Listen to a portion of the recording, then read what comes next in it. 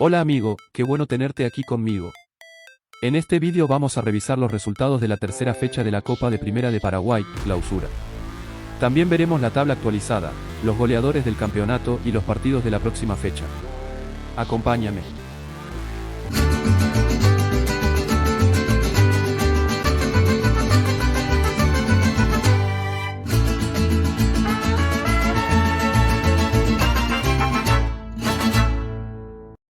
...2 de mayo visitó a Tacuarí y ganó 2-0. Sol de América derrotó a General Caballero por 3-0. Guaraní y Libertad empataron 0-0.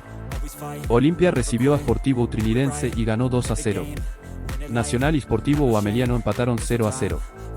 Y cerrando la fecha, Cerro Porteño goleó a Sportivo Luqueño por 4-0.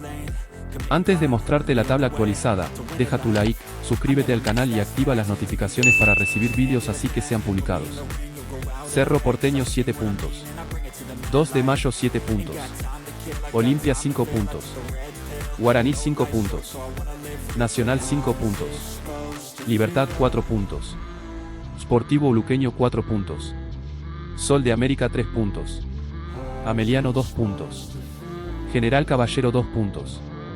Sportivo Utrinidense 1 punto. Y Tacuarí también con apenas 1 punto.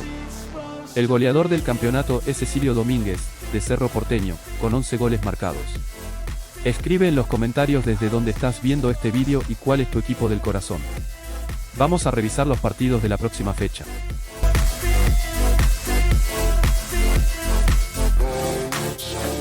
They wanna say my name, but they holding back. They wanna say they hate, but they know it's cap. I ain't play no games, I just do that's fact. And I don't feel no shame, it's a mood you lack. I go crazy, nah, but I ain't lazy. Track after track, I work on this shit daily. Pass me the jack, right as fuel, got me hazy. About to unpack all these shit I've been chasing. I've got visions in my head, like memories that